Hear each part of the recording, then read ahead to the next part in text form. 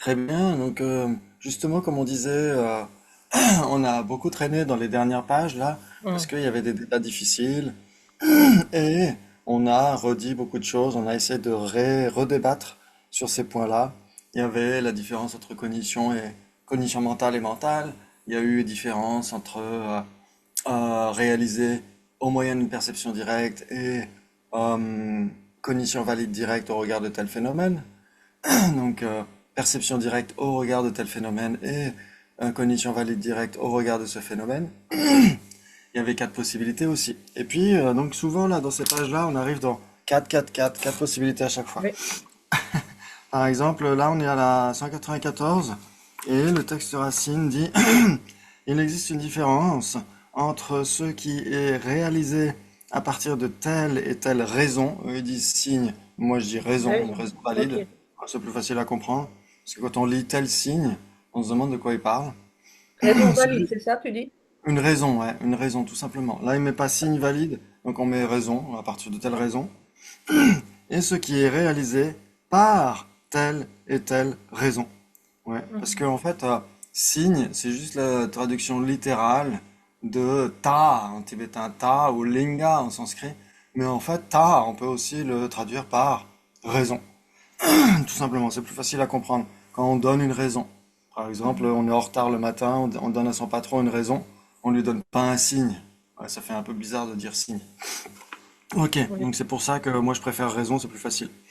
Ensuite, donc en effet, le commentaire de la Rinpoche dit lorsqu'un antagoniste, ouais, parce qu'il y a ce adversaire, ça fait un peu street fighting. Donc, nous on dit un antagoniste approprié en débat.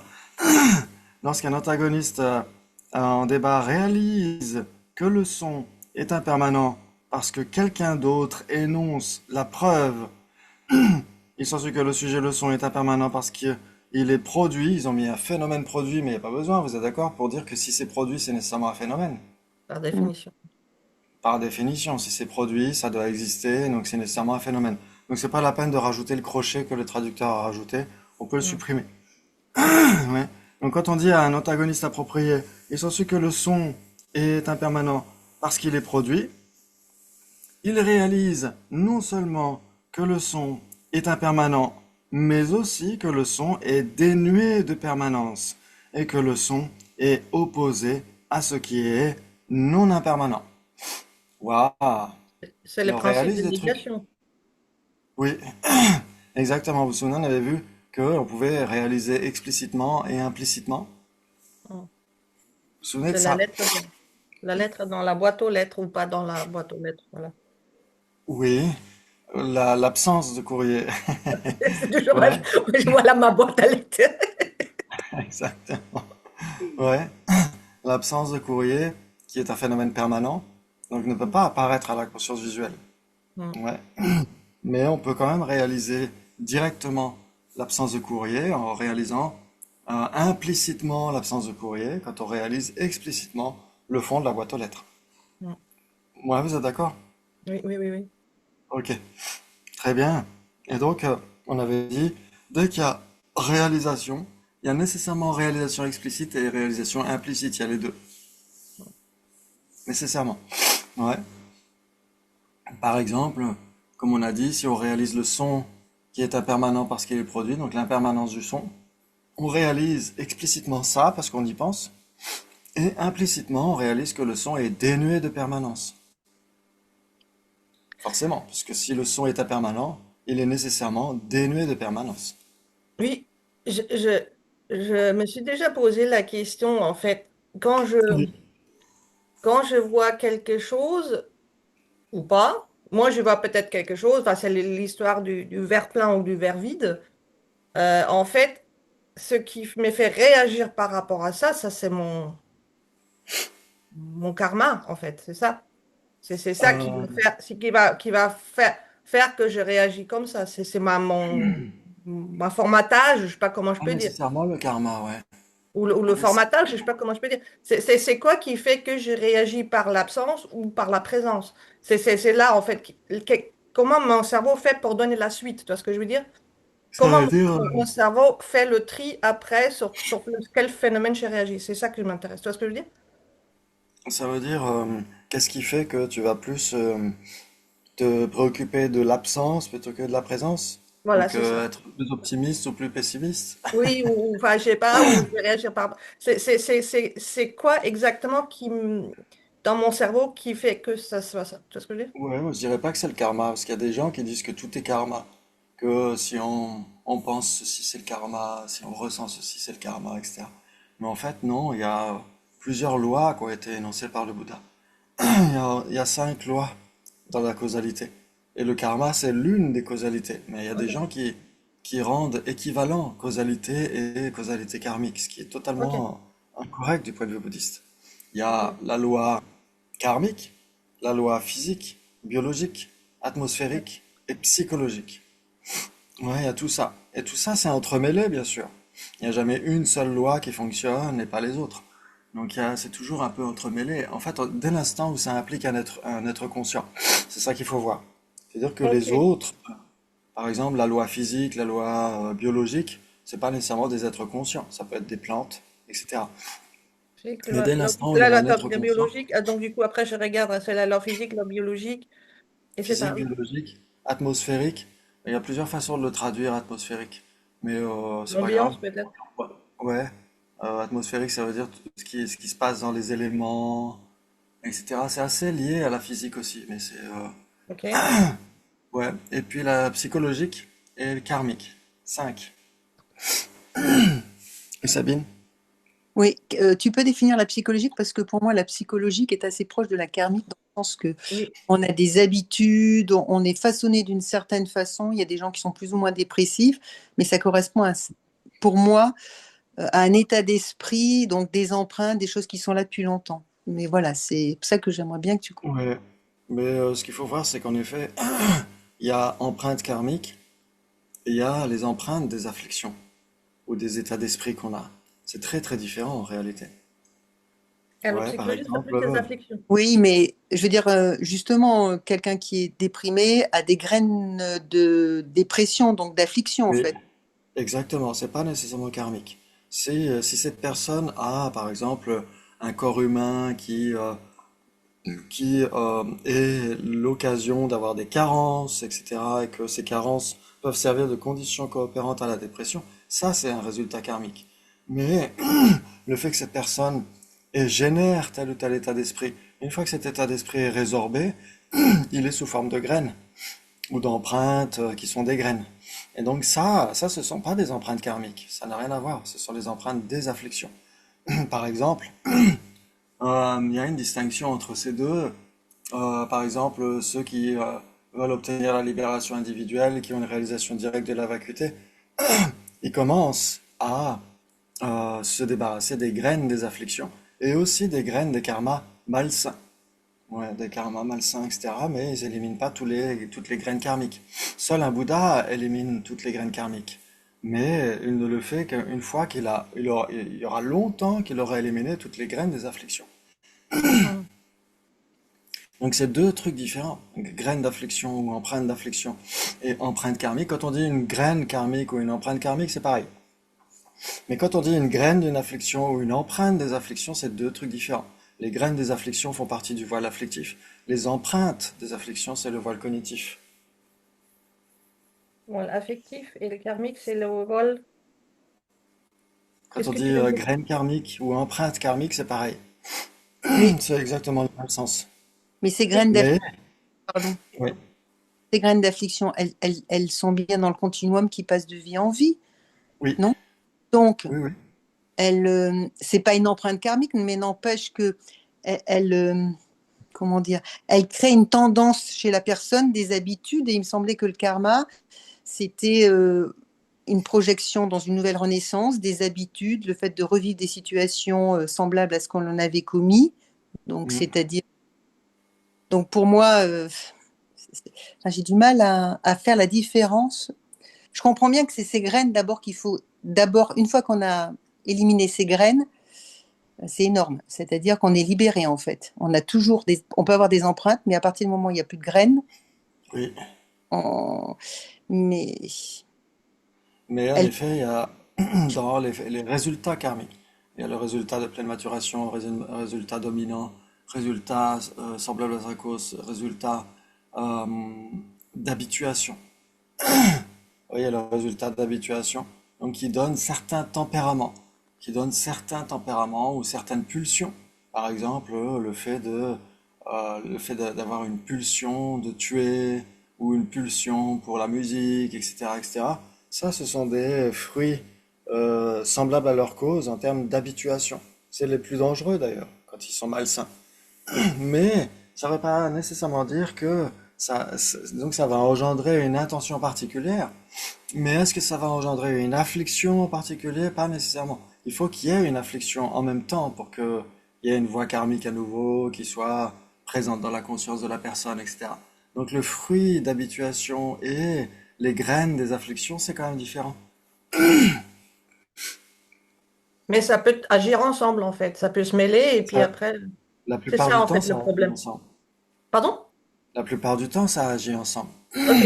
Et c'est ça Toutes qui ces fait, en lois, fait, ouais, qu'on est pris dedans, quoi, parce que comme il y a les deux. Ok. toutes ces lois fonctionnent ensemble pour les êtres conscients, comme on a dit.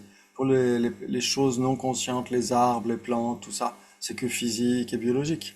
Mais karmique, psychologique ou alors atmosphérique pour les non conscients. Et pour les êtres conscients, il y a les 5 lois qui travaillent ensemble. Ouais. Donc la personne peut avoir une propension à tuer, par exemple, ou une propension à avoir de la compassion, etc. Mais cette propension, c'est une familiarisation. Ce sont des graines. On peut dire que ce sont des graines qui sont karmiques d'une certaine manière, pourquoi pas? C'est le fait d'avoir une propension à faire ceci ou à faire cela. Mais ça n'entre pas nécessairement dans les voiles afflictifs et les voiles cognitifs. Par exemple, il y a des arates, dès qu'ils entendent de la musique, ils sautillent, comme des singes, etc. Ouais, parce qu'ils ont tellement dansé le pogo au cours de leur vie passée, au cours des groupes de rock, des soirées rock, qu'ils ont des empreintes pour sautiller dès qu'ils entendent de la musique. Donc ces empreintes-là ne sont pas des objets d'abandon, ne sont pas des voiles cognitifs, ne sont pas, etc., etc. C'est juste que la personne, elle a une tendance à faire ceci ou cela. Mais la graine d'une affliction, c'est vraiment quelque chose de spécifique. Elle va générer à nouveau une affliction. Et que ça, rien d'autre. Mhm, mhm. C'est ça la Donc, différence, non? donc les graines, c'est les graines de colère, d'attachement, c'est les cinq, enfin les non-vertus en fait, tout ce qui est lié aux afflictions qui sont non-vertueuses en fait. Enfin, Alors, ça- toute affliction n'est pas nécessairement non vertueuse. non, vertueux, non, non, mais donc non, mais je pensais dans le négatif. Donc oui, donc c'est ça les graines en fait. Oui, les graines, ça veut dire qu'une fois qu'on a, par exemple, on s'est mis en colère, la colère s'est résorbée, elle reste dans notre continuum sous forme de graines. Et donc, le jour où on va rencontrer à nouveau des conditions propices, et ben, cette graine elle va générer une affliction manifeste, une colère manifeste. C'est Donc, ça donc, une graine. la graine, c'est le potentiel, quoi. Le Oui, et potentiel. les empreintes aussi, c'est des potentiels. Quand on dit potentiel, samartha, en sanskrit ou nupa en tibétain, on peut parler des deux empreintes et graines. C'est-à-dire les deux sont Deux des sont des potentiels. potentiels. Ok. Sauf que la graine, elle a le potentiel de générer une graine d'une affliction. Elle a le potentiel de générer une affliction manifeste. Et que ça. Mhm, Alors mhm. que les empreintes karmiques, elles peuvent générer plein de trucs. Elles peuvent générer une renaissance, elles peuvent générer une tendance, etc., etc. Mhm. C'est ça la différence, non? Et donc, il y a quatre possibilités entre potentiel et graine. Entre quoi et quoi? Potentiel et graine, Entre potentiel et graine, je dirais 3, moi. trois. Donc, quand c'est un Si c'est une potentiel, graine, c'est c'est une graine, mais quand c'est nécessairement un une graine, c'est pas potentiel. un potentiel, c'est ça? Non, c'est le contraire. Ah, bah oui, bah oui, oui, bien sûr, oui, oui. Si c'est une graine, c'est nécessairement un potentiel. Oui, oui, oui, ok, oui, oui, oui, bien sûr, oui. Ouais. Ok. Impeccable.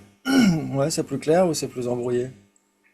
Bah, il Non, va mais falloir que je réécoute. c'est plus clair, mais c'est pas encore assez clair. Mais voilà, mais c'est plus clair, Ouais. merci.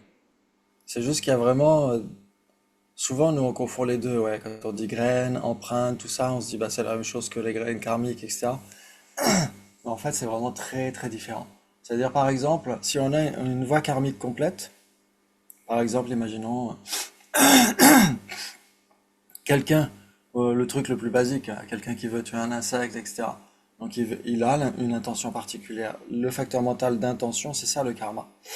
Ouais, ensuite, il a une affliction particulière, la colère. Il veut tuer telle araignée, etc., etc. Et cetera. Et il y a donc la motivation, l'identification. On identifie que c'est bien une araignée, etc.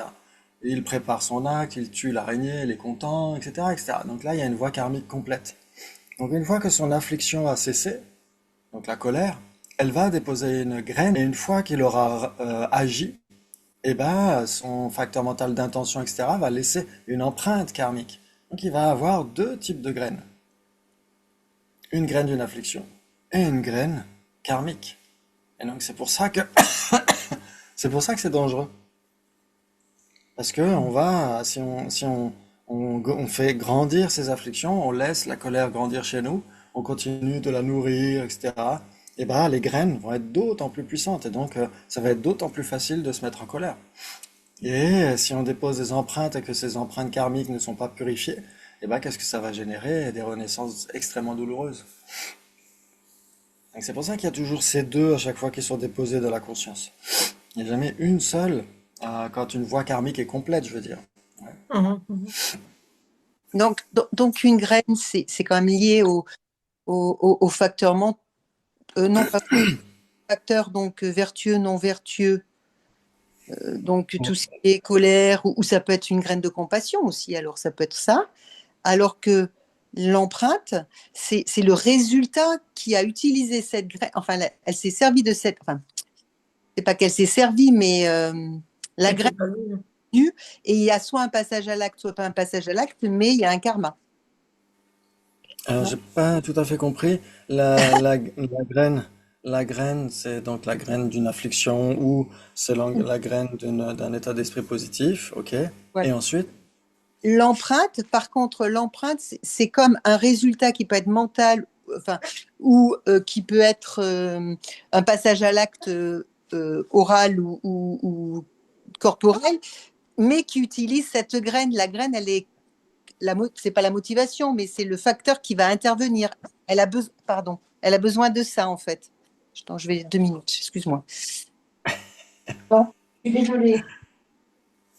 euh, Tu comprends ce que je veux en dire? fait, L'empreinte euh, de la graine en fait. Pour qu'il y ait une empreinte, il faut qu'il y ait une empreinte, une graine et un passage plus ou moins à l'acte mental ou autre. Mais la graine, elle vit toute seule entre guillemets. oui, on pourrait dire que, alors là, c'est pas nécessairement la graine qui met qui fait un processus de voie karmique complète, parce que la graine, elle pourrait, comment dire, euh, la graine, c'est juste le potentiel. Donc, pour qu'il y ait une voie karmique complète, on a dit il faut une motivation. Oui, Ouais, il faut un objet, une motivation. Dans la motivation, il y a l'intention, l'identification et souvent, quand c'est une voie karmique malsaine, une affliction. Donc, une affliction manifeste. Donc, la graine, elle a déjà germé d'une certaine manière, non? oui, oui, mais ce que je veux dire, c'est que la graine, c'est pas qu'elle est indépendante, alors que l'empreinte, elle a besoin d'un certain nombre de facteurs, et parmi ces facteurs, il y a cette graine qui est nécessaire, et s'il y a tous les facteurs, eh ben, ça fait une voie karmique complète, ce que tu viens de dire. Oui. Oui, voilà. Et en fait, on pourrait dire que l'empreinte, elle est déposée elle-même par comment dire, la révolution de l'acte. L'acte a été accompli avec une motivation particulière, il a cessé, et donc c'est ça qui dépose une empreinte karmique. Ouais, et il y a bien sûr une graine d'une affliction qui va être déposée aussi, puisqu'il y aura eu une affliction dans la motivation. Donc il y aura une graine d'une affliction, il y aura une empreinte karmique aussi. Ouais, il y aura les deux qui vont être déposés dans la conscience. Et donc c'est ça qui fait que après on va éprouver le résultat, même si quand on parle d'empreinte, après il y a plusieurs façons d'expliquer les choses, d'une école à l'autre. Mais ça c'est pas grave. On parle toujours d'un potentiel en tout cas. Ouais, donc il y a l'empreinte karmique. L'empreinte karmique, elle peut se passer d'une affliction. L'empreinte, Ouais, ah ça bon, veut... oui, mais elle n'est pas complète alors si elle est. En fait, pour qu'on dépose une empreinte karmique d'une voie karmique complète, là, il y a besoin, si c'est une voie karmique malsaine, il faut une affliction. Mais pas nécessairement. Par exemple, si on aide quelqu'un avec une motivation très pure, on a une voie karmique complète, il y a une empreinte, mais il n'y a pas d'affliction dans ce cas. Enfin, il n'y a pas une affliction, comment dire, extrêmement... il y a toujours l'ignorance à la racine, parce que c'est contaminé. Mais malgré tout, c'est pas une voie karmique malsaine, donc c'est pas une affliction non vertueuse qui va être à la racine de cette voie karmique complète. Et il y a des empreintes karmiques qui peuvent être déposées sans nécessairement... Alors dès l'instant où ce sont des empreintes contaminées, il faut qu'il y ait l'ignorance à la racine, de toute façon. Mais comme on a dit, l'ignorance n'est pas non vertueuse. Ouais, il y a Mm. beaucoup de gens qui pensent que l'ignorance ou la saisie égotique, tout ça, c'est non vertueux, mais c'est pas vrai, puisque ça existe aussi dans les mondes supérieurs. Par exemple, nous, on est des êtres humains, c'est un résultat extrêmement favorable qui a été malgré tout associé à l'ignorance fondamentale, parce que c'est contaminé. Donc cette ignorance, elle n'est ni vertueuse ni non vertueuse, elle est non spécifiée, elle est indéterminée. C'est pour ça qu'elle existe aussi dans les mondes supérieurs. Si elle était non vertueuse par nature, il y aurait l'incapacité totale d'accumuler des karmas vertueux contaminés. Mhm. Ouais, donc l'ignorance fondamentale n'est nécessairement pas non vertueuse. La saisie du soi n'est pas non vertueuse. Elles sont indéterminées. Elles sont nécessairement pas vertueuses, mais elles sont indéterminées. Tu as dit qu'il y avait des empreintes sans graines. Donc, c'est quoi ça? Non, t'as pas Oui, dit. alors si on parle des afflictions, pour les afflictions, les empreintes des afflictions, c'est le voile cognitif. C'est nécessairement pas des graines.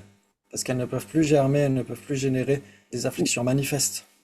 Répète les empreintes des. Si, en fait, il y a, il y a d'un côté les empreintes et les graines karmiques, ça c'est la même chose. Empreintes karmiques, graines karmiques, c'est exactement la même chose. Mais Empreinte quand thermique on et dit, congèle. Ok. ouais, empreinte karmique, graines karmiques, c'est pareil. Il n'y a aucune différence. Mais pour les afflictions, c'est très différent. Quand on parle des graines des afflictions, ça veut dire qu'elles peuvent germer. Quand on met une graine dans la terre, elle peut germer.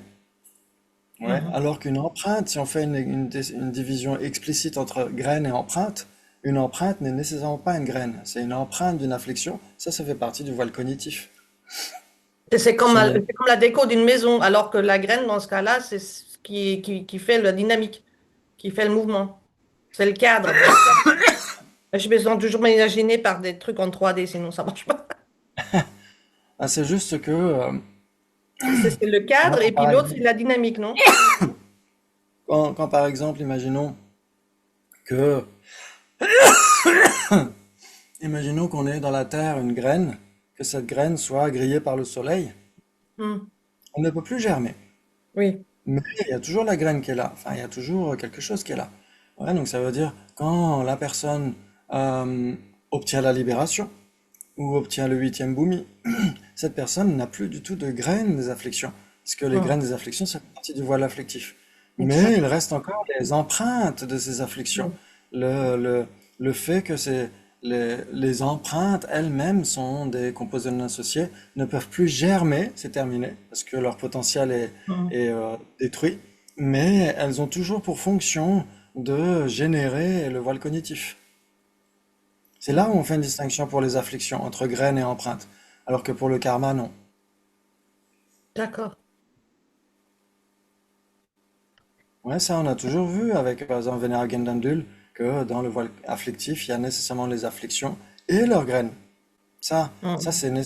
bon, Gendandul rajoute le karma contaminé aussi, mais en général, dans la plupart des textes, on a le voile afflictif, ce sont les afflictions, toutes les afflictions, et leurs graines. C'est ça le voile afflictif. Oui, oui. Mais pour le prasangika, le voile cognitif n'est nécessairement pas une graine, c'est une empreinte, c'est-à-dire une graine inactive. Mhm. Alors une empreinte c'est une graine inactive, une graine c'est une empreinte active. C'est Voilà, c'est ça. deux trucs Ouais, différents. c'est la dynamique et Oui, Mais ok. puisque c'est actif, pourquoi ça a des conséquences?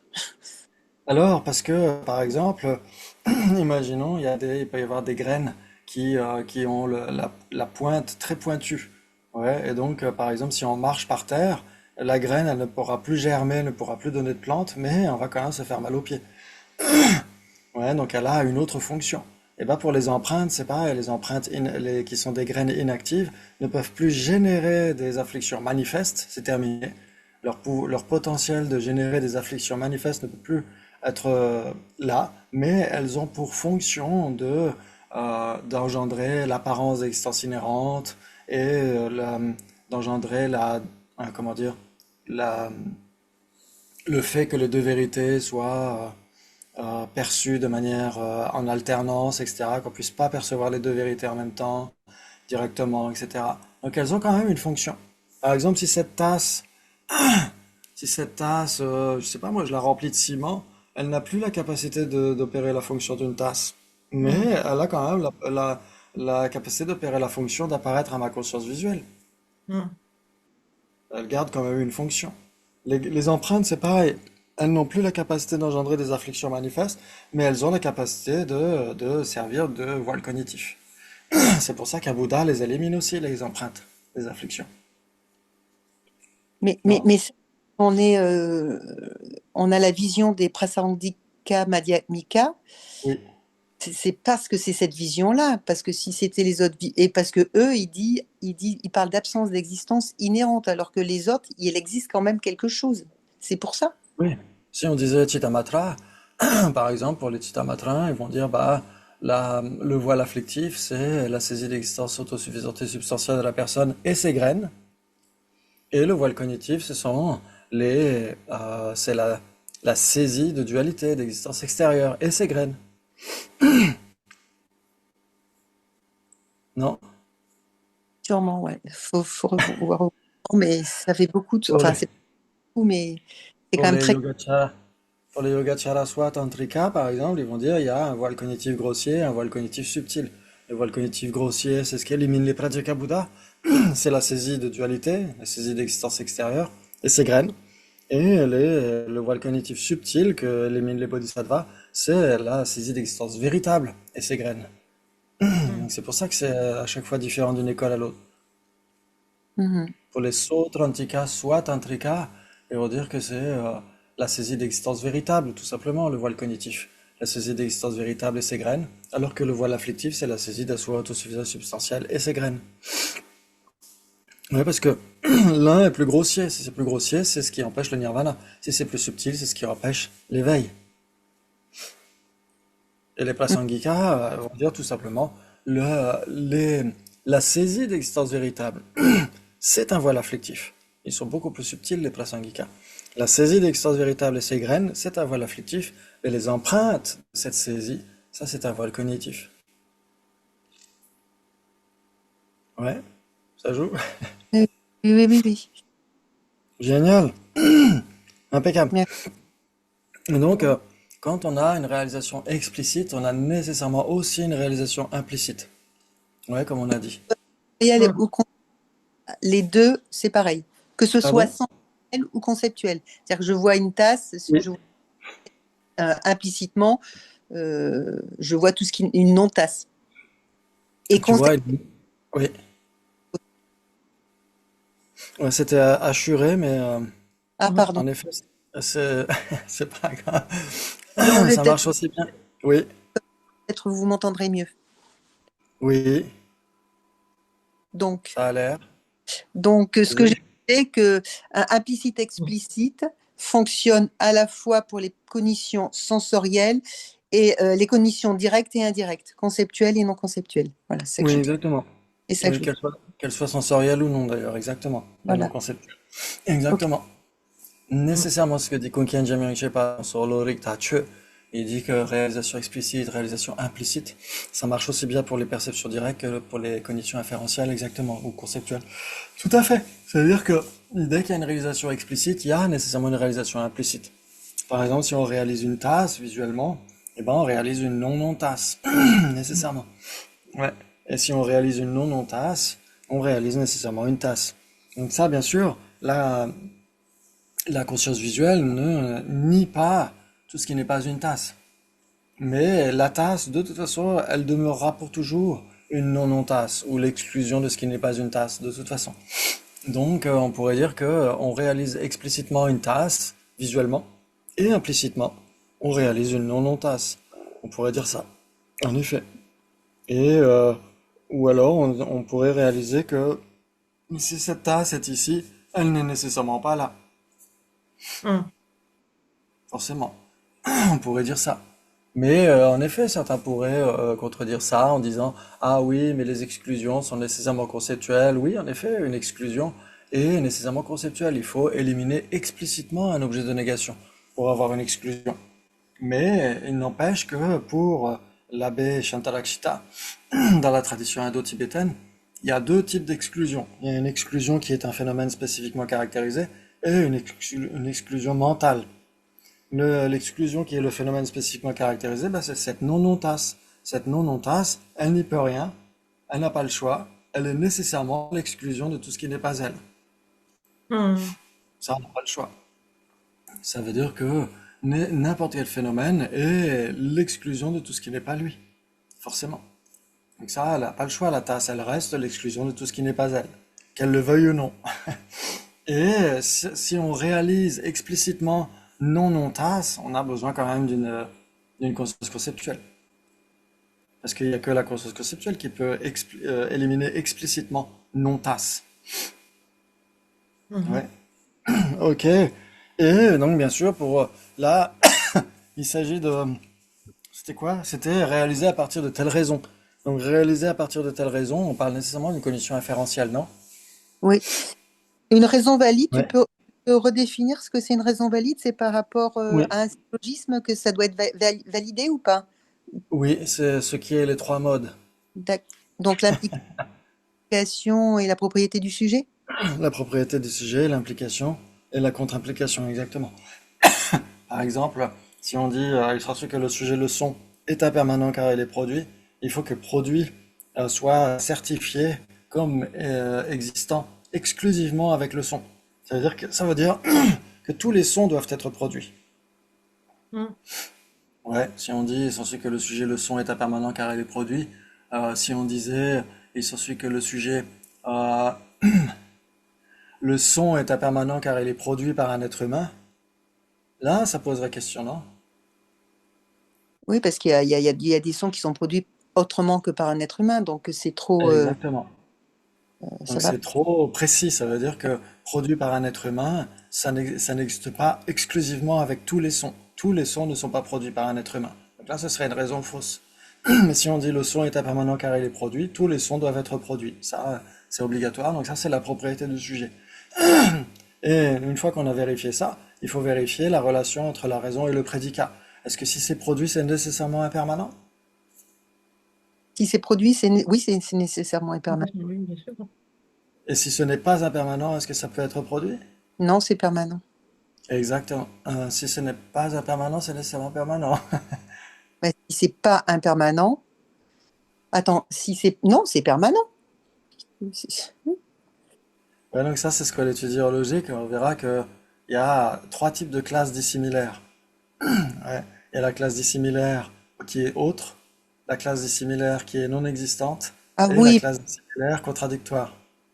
on parle des existants, c'est un existant qui est permanent. Oui, voilà. Mais si ce Oui, n'est oui, pas impermanent, ça n'existe pas nécessairement. C'est pas nécessairement oui, permanent. Ça peut être une next, corne de lapin. oui, tout. Mais Hmm. bon, Donc là, comme la il... corne de lapin, c'est la classe dissimilaire qui n'existe pas. Oui, oui, tout à fait. Ouais. Très bien, bravo. Donc là, en effet, la contre-implication, c'est pas si c'est permanent, c'est si ce n'est pas impermanent. Ouais, donc il faut nier le prédicat. Et donc, si on nie le prédicat, on doit nier la raison aussi. Ouais, donc ça, c'est la contre-implication. Si ce n'est pas impermanent, ça ne peut pas être produit. Ouais. Mhm. Et donc là, on a la contre-implication aussi. Donc on a les trois modes. Donc la raison produit lui-même et les trois modes. Il est une raison valide. Ouais. Mhm. Très bien, donc en effet, ça nécessite que l'antagoniste approprié ait plusieurs réalisations. C'est ce que dit Gel Sadje, par exemple. Gel Sadje, dans son commentaire au Pramanavartika, il dit que il faut que l'antagoniste approprié réalise que permanent et impermanent sont directement contradictoires. Il faut que cet antagoniste approprié réalise l'illustration de produit, ce que veut dire produit, et il doit réaliser que produit n'existe nécessairement pas dans la classe dissimilaire, donc dans non impermanent. Donc il y Hmm. a plusieurs réalisations qui doivent être là. Hmm. Ouais. Ok, très bien, très bien. Et donc là, la personne, si on lui dit il s'ensuit que le sujet leçon est impermanent car il est produit, si elle certifie le son, donc ce que veut dire le son, elle sait ce que veut dire le son, donc elle réalise l'indéfectible sujet d'enquête, comme on l'appelle, l'indéfectible sujet d'enquête, donc le sujet du syllogisme. Elle réalise produit, elle réalise que tous les sons doivent être produits, et elle doit réaliser que si c'est produit, c'est nécessairement impermanent. Et donc il y a plein de réalisations dans sa conscience conceptuelle. Ok. Et donc là, cette personne va réaliser explicitement que le son est impermanent, vous êtes d'accord? Mhm. Oui. Et donc elle va réaliser implicitement que le son est dénué de permanence. Oui. Parce que ça, Oui. c'est implicite. C'est quand même réalisé parce que c'est obligatoire. Si c'est impermanent, ce n'est nécessairement pas permanent. Oui. Sauf que on n'a qu'une seule généralité de sens à chaque fois. Et notre conscience conceptuelle s'engage par exclusion. Quand on pense à impermanent, on ne pense nécessairement pas à dénué de permanence. Oui. Mais on le Oui. réalise quand même. Oui, oui, c'est ça en fait, oui. C'est pour ça que c'est implicite, c'est réalisé implicitement, dénué de Hum, hum, hum. permanence. Ouais. Hum, hum, hum. Ça Mais vous? après, mon truc de l'engagement, sur quoi je m'engage, ça, c'est encore autre chose, quoi. Oui, c'est ce qu'on avait vu tout à l'heure. Oui, ça veut dire que qu'est-ce que la conscience conceptuelle envisage explicitement? C'est ça qui fait que, on pourrait Hum, dire, c'est ça vers quoi la conscience conceptuelle s'engage. hum, Ouais. Mais en effet, on pourrait dire que même le fait que le son soit dénué de permanence, c'est aussi, on pourrait dire d'une certaine manière, l'objet d'engagement oui, de la conscience conceptuelle qui réalise que le son est impermanent. Mais ce n'est implicite. pas Oui. Hum, son objet apparent, ce n'est pas son objet, c'est implicite, exactement. hum. Très bien, bah c'est parfait, vous avez parfaitement compris. C'est génial. Très bien. Mais je vais quand même réécouter ça parce que il faut que ça se fasse encore. Ouais, il y a tous les termes techniques de logique, tout ça, donc c'est sûr que ça peut être un peu confondant. Mais Non, mais au ouais. fur et à mesure, ça va quand même beaucoup mieux qu'au début, mais voilà. Mais c'est passionnant, ça montre comment est-ce qu'on peut raisonner et raisonner correctement et certifier Ah des oui, phénomènes qui ne nous apparaissent pas, etc. Donc ça, c'est vraiment très très important. oui, mais Et de voir ça que la permet à conscience chaque fois conceptuelle. d'aller faire un pas en arrière et dire, ah, mais où j'en suis? Est-ce que je me focalise sur ces, est-ce que voilà, est-ce qu'il y a d'autres moyens? Est-ce que, voilà, c'est génial, quand même, c'est super, quoi. Oui, c'est très intéressant. Et donc il réalise non seulement que le son est impermanent, mais aussi que le son est vide de permanence ou dénué de permanence. Mm, mm, mm. Ouais. Et que le son est l'opposé de ce qui est non impermanent. Voilà. Ouais. On pourrait dire même, il réalise implicitement que le son est dénué de momentanéité. Mm, Parce que momentané ou instantané, c'est la définition d'impermanent. mm. Et donc, on pourrait dire que, alors il y a des débats là-dessus, mais certains disent que si on réalise explicitement impermanent, implicitement on réalise instantané. D'autres vont dire qu'on réalise les deux explicitement. Mais ça pourrait poser question. Personnellement, moi j'aurais tendance à dire que si on réalise le définiendum explicitement, de manière conceptuelle, on doit réaliser implicitement la définition. Parce que justement, notre conscience conceptuelle s'engage par exclusion. Et donc on n'a qu'une généralité de sens à chaque fois. Si on pense à impermanent, on ne pense nécessairement pas à instantané. Mais pour réaliser impermanent, on doit réaliser instantané. Sauf que la réalisation d'instantané doit être implicite au moment où on réalise explicitement impermanent. Moi, c'est mon point de vue, mais après, il y a différents points de vue dans les textes. Ok, très bien. Et donc, etc., elle dit. Donc c'est pourquoi on peut rajouter plein d'autres trucs. Ouais, quand il dit l'opposé de ce qui est non impermanent, etc. On pourrait dire l'opposé de ce qui est non instantané. C'est pareil, ça s'est réalisé implicitement. Parmi ces choses qu'il réalise, seule l'impermanence du son est réalisée par telle et telle raison. Ouais. Dans ce cas précis, la raison d'être produit. Ouais, parce que la J'ai- raison dans le syllogisme, c'est ça, c'est produit, non? Est-ce que je peux faire un pas en arrière? Parce qu'en fait, dans ce cas-là, non Oui. impermanent est équivalent de permanent. Juste pour pas que je m'embrouille. Non impermanent est l'équivalent d'impermanent? Non, non impermanent est l'équivalent de permanent. Alors il y a trois possibilités, non? C'est ce que je suis en train Non. de me poser comme question. Non impermanent. Oui, parce qu'il y a Les cornes comment de ça lapin. s'appelle? Les cornes, là, tout ça, les cornes de licorne et tout ça, quoi. C'est ça? Par exemple, Il y qu'est-ce a qui est trois les deux? possibilités. Qu'est-ce qui est les deux, non impermanent et permanent? Alors, non impermanent, euh, non impermanent. Oui, dans ce cas, faut penser au camp de lapin, parce que ça, c'est non Ouais. Et impermanent. qu'est-ce qui est la base commune Parce entre que les deux? permanent, Entre permanent et non impermanent, c'est quoi la base commune? Un non non, existe. Un non non. existant, par exemple. Bah, n'importe quel nom existant. Je Ah veux oui, dire, c'est ça, c'est des cornes de non. lapin, mais on ne peut parler. Une Euh, corne de lapin est une base commune. non, puisque c'est un nom existant. Voilà, c'est ça qui fait que c'est différent. N'est pas une base commune entre permanent et non impermanent. Voilà, c'est pas une base Parce que commune. pour être permanent, il faut exister, non? Oui, Mm, oui. mm. Donc la corne de lapin, ça joue pas. Mais qu'est-ce qui pourrait être une illustration de ce qui est à la fois donc une base commune entre permanent et non impermanent? Quelque chose qui existe. Bah, et l'absence de non-soi, c'est pas. L'absence de C'est- non-soi, on pourrait dire c'est un non-existant. Mais le non, non-soi, enfin, c'est- ça nous apparaît pas, mais ça existe. Enfin, ça existe, mais ça ne nous apparaît pas en fait. C'est le non-soi, c'est ça? le non-soi, c'est une Ouais, le réalité. non-soi. Ça apparaît pas. Dans ce cas-là, ça joue. Le non-soi est permanent, vous êtes d'accord? Oui, Oui. C'est permanent parce que, Bah, parce que c'est une absence. Donc une absence est toujours permanente. exactement, une simple absence, une négation non affirmative. Et c'est non impermanent, C'est- oui, bien sûr. le non-soi. Il n'est pas impermanent. Parce que c'est soit impermanent, soit non impermanent. Or, le non-soi n'est pas impermanent, donc il est non impermanent. Vous êtes d'accord? Mm. Ok, donc c'est bien une base commune. N'importe quel phénomène permanent. On aurait pu choisir permanent, espace incomposé, n'importe quelle vraie cessation, etc. Et nécessairement une base commune entre permanent et non impermanent. Ok, maintenant, est-ce que c'est trois possibilités, vous êtes d'accord? Je suis complètement embrouillée. Entre permanent et non impermanent? bah, si c'est non impermanent, enfin non impermanent, c'est égal à permanent. Enfin, je veux dire, Mais c'est non, Par ça, exemple, c'est pas égal, c'est ça l'idée. une corne de lapin est permanente puisqu'elle est non impermanente. c'est un existant. Alors, un Ah, c'est pas pareil. existant impermanent égale un existant non impermanent. Si on disait, si on comparait permanent et existant non impermanent, ce serait équivalent.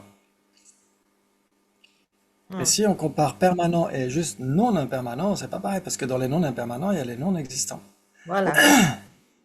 Ouais. Donc on pourrait dire si c'est permanent, c'est nécessairement pas impermanent. T'es d'accord? Mhm. Si c'est permanent, c'est nécessairement pas impermanent. Donc si c'est permanent, c'est nécessairement non impermanent. Mm. Mais si c'est non impermanent, c'est pas nécessairement permanent. Il y a les cornes de lapin. Les cornes de Oui, parce lapin ne qu'il sont pas impermanentes. il y a l'espace incomposé qui est permanent et non impermanent. Et puis ceux Voilà. qui vont en dehors, là, c'est les camps de lapin. C'est comme ça, je vois. Exactement. Alors en dehors de quoi? Dans ce qui n'est ni l'un ni l'autre. Oui. Ah non, ça c'est impossible. Les cornes de lapin, elles vont dans ce qui est non impermanent, mais pas permanent. Oui, c'est de l'autre côté. Il faudrait que je fasse des dessins, sinon moi, je suis Il faut désorientée. faire Il le faut dessin. que je le vois Ouais, en faut faire le imagination. dessin. Oui, Faut oui, faire le oui, dessin. Faut dire que si c'est permanent, c'est nécessairement pas impermanent. Ça c'est sûr. oui. Mm, Donc, c'est ça l'implication. Donc, c'est trois mm, possibilités. Si c'est permanent, c'est nécessairement pas impermanent, donc c'est nécessairement non impermanent. Mais mm. si c'est non impermanent, ça peut être une corne de lapin. Donc, Voilà. si c'est non impermanent, c'est pas nécessairement permanent. Et ce qui n'est ni l'un ni l'autre, ce serait quoi? Ce qui est, bah, c'est impermanent c'est un existant impermanent, non? Ben, Exactement.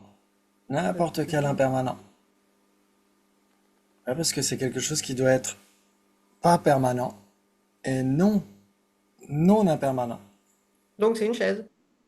Une chaise, par exemple, exactement. Ok. Ouais, donc c'est trois possibilités entre permanent et non impermanent. Mais entre permanent et phénomène non impermanent, là c'est équivalent. Ok. Oui. C'est comme ça que j'ai compris, mais Très je bien, m'embrouille pour le dire. Voilà. Toujours pareil. très bien. C'est plus ce que je dis. Oui, c'est bien. Et comme moi je suis un peu vicieux, dès que je trouve une faille dans une formulation, forcément j'y vais C'est directement ça. vers. en direct. Après, je transpire, je trempe des genoux. Je ne sais plus comment je m'appelle. On arrive facilement à Exactement. me stresser, c'est terrible, hein. C'est terrible. Mais c'est qu'un jeu en réalité, il faut le Bah voir comme oui, un non, jeu. non, mais c'est bien aussi pour moi de faire ces exercices-là, parce que du coup, au fur et à mesure, je me laisse moins perturber par mes concitoyens qui me posent des questions, et puis je sais plus, quoi. C'est un bon exercice, quoi. C'est super. Oui, tout à fait. Exactement. Mais je m'embrouille hyper facilement, ça, c'est clair, hein. Ouais, c'est juste que petit à petit, grâce au débat, on finit par être plus précis dans la Oui, façon oui, dont on oui, formule oui. les choses. Et donc, on finit par se dire, ouh là là, attention, là, s'il y a une négation, on pourrait très bien inclure les non existants. Donc, c'est là où on fait attention de ne pas les inclure en rajoutant une clause Oui, dans la oui, oui, oui. formulation. Mais Ouais. j'ai quand même observé, avant, quand les gens me disent c'est quelque chose de ton super affirmatif, très, très affirmatif, j'y croyais, forcément. Et puis maintenant, ah non, non, non, c'est pas possible, etc. Donc je me permets maintenant de dire non, c'est. Prendre de la distance, ouais, tout à fait. Ouais, ouais, ouais, ouais, c'est Très cool, c'est utile. cool. Très utile, ouais. Très bien. Donc en effet, comme on a dit, parmi ces choses qu'il réalise, seule l'impermanence du son est réalisée par telle et telle raison. C'est-à-dire que seule l'impermanence du son est prouvée par produit. C'est ça qu'il faut comprendre. Dans ce cas précis, la raison, c'est produit. Ouais. Donc là, le signe d'être un phénomène produit, ça on peut corriger. Il faut juste mettre la raison, c'est produit. La vacuité de permanence du son, ou le fait, ou l'absence de permanence dans le son, on pourrait dire, l'opposé de la non-impermanence, etc., sont aussi réalisés à partir de telle ou telle raison, la raison qui est produit. Ouais, ok. Il existe une différence entre ce qui est réalisé par tel ou tel, ce qui est réalisé. Euh, Ah oui, c'est ça qui font la différence entre à partir de telle raison et par telle raison. Ouais, ça veut dire que l'impermanence du son est réalisée par la raison produit. Mais la non-permanence du son est réalisée à partir de la raison produit. Je comprends Ils pas la font cette différence. distinction-là parce que c'est implicite. C'est pour ça qu'ils font cette distinction-là. Ah, l'un c'est implicite et l'autre c'est explicite. Oui, exactement. C'est-à-dire réalisé par telle raison, c'est explicite. Et réalisé à partir de telle raison, c'est implicite. Ok. C'est pour ça qu'il y a Parce cette que, distinction-là. Au début, on voit pas trop la différence, mais ça a l'air d'être ça.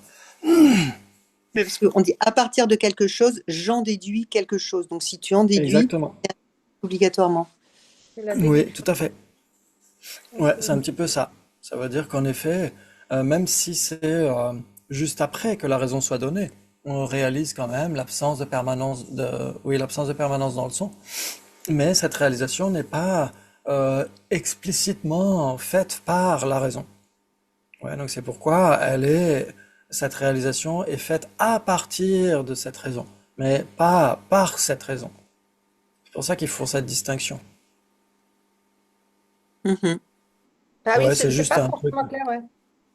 Ouais, c'est pas très clair, exactement. Si on le lit comme ça, on se demande de quoi il parle. Si tu fais peut-être la correction, tu pourrais peut-être mettre entre parenthèses explicite et l'autre implicite, comme ça, Ouais, le ce sera rajouter plus parce que clair. Ce sera entre plus clair comme ça, parenthèses, parce quoi. que là, il le mentionne pas du tout dans le paragraphe là, Oui, qui oui, oui. implicite, explicite. Alors qu'en réalité, c'est exactement de quoi il s'agit. Et, Il et faudrait par le rajouter tel exactement. signe, donc le premier à partir, donc c'est implicite, ce qui est marqué au-dessus aussi, hein. Oui, Implicite et l'autre c'est explicite dans le titre, exactement. hein. Ok, peut-être mettre Si entre on met parenthèses. ça, on voit de quoi il parle. Ouais, ouais, Sinon, ouais, on ouais, se tout à fait. demande, mais qu'est-ce qu'il est en train de dire, ouais. Mm. Très bien. Eh ben, c'est super. Et on arrive à la page d'après. Waouh. 195. Il existe aussi une différence entre réaliser un objet au moyen d'une perception directe et le réaliser directement. Ça, on l'a déjà vu avec réalisation. C'était quoi la page d'avant? C'était entre perception directe au Mm. regard de tel phénomène et cognition valide directe au regard de tel phénomène. Là, c'est Mm. très très similaire.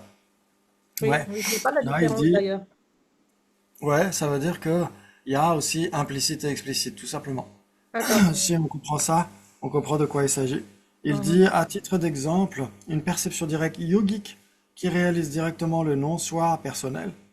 Voilà, c'est un pléonasme, hein, pour les Sautrantika, c'est nécessairement le non-soi personnel. Réalise ce non-soi au moyen de la perception directe, mais pas directement. Mhm. Ouais, c'est ça, il faut la différence entre bêta, ngonsum do torpa, et ngonsum gi torpa, avec un instrumental. Ngonsum gi torpa, ça veut dire avec un instrumental au moyen d'une perception directe. Alors que ngonsum do torpa, ça veut dire réaliser directement. Ouais, donc ça veut dire que c'est le même principe que ce qu'on a vu précédemment. Ça veut dire que le non-soi, il est permanent, donc il ne peut pas apparaître à une perception directe. Il ne peut pas être l'objet apparent d'une perception directe, vous êtes d'accord? Oui, Mhm. Parce que si c'est impermanent, c'est l'objet apparent d'une perception directe. Si c'est permanent, c'est l'objet apparent d'une cognition conceptuelle. Donc en effet, le non-soi, malgré tout, les yogis, les aryas, ils sont obligés de réaliser le non-soi directement. Non? oui, oui, oui, oui, sinon c'est pas une réalisation et Sinon, non, c'est pas une réalisation. ben, ce sera pas une réalisation. Ben, en fait, pour atteindre le nirvana, arriver, il faut avoir une réalisation directe. Donc Direct, exactement. voilà, c'est ce que je veux dire. Ça peut être Ouais. inférentiel, Ça peut réalisation être directe, référentiel, et, exactement. voilà. Et Mais pour que ce soit direct, voilà. il faut que ce soit direct. Il faut que le nom soit, il faut que les 16 aspects des quatre nobles vérités pour les Sautrantika, tous ces 16 aspects soient réalisés directement.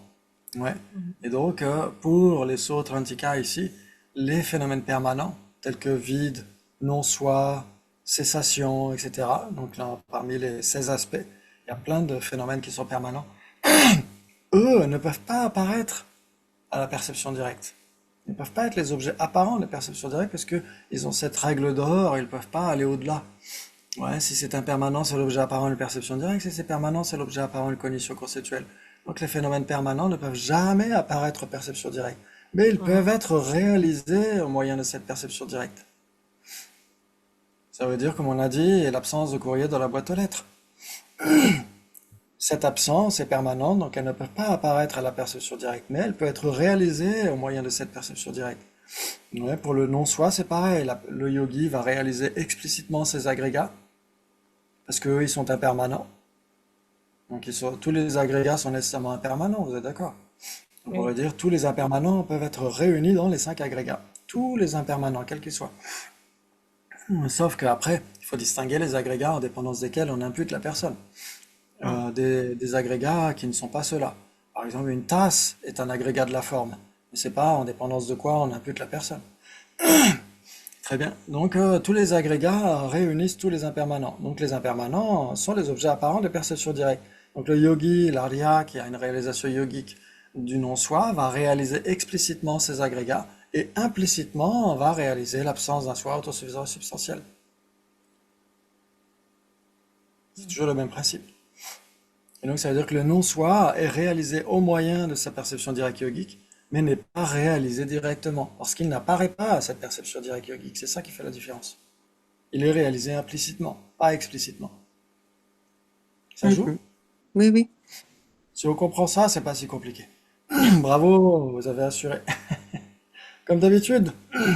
Et donc pour le bien de tous les êtres, pour la longue vie et l'excellente santé de sa sainteté Dalai Lama, pour que nous puissions tous générer la lucidité, le discernement, le bon cœur, le bon sens, la bonne humeur, pour le bien de tous les êtres. Merci beaucoup, excellente journée. Peut-être à ce soir pour les débats. Merci beaucoup. Définition indéfiniendum. Ouh là là. Merci beaucoup, bonne journée. Au Ciao. revoir. À bientôt.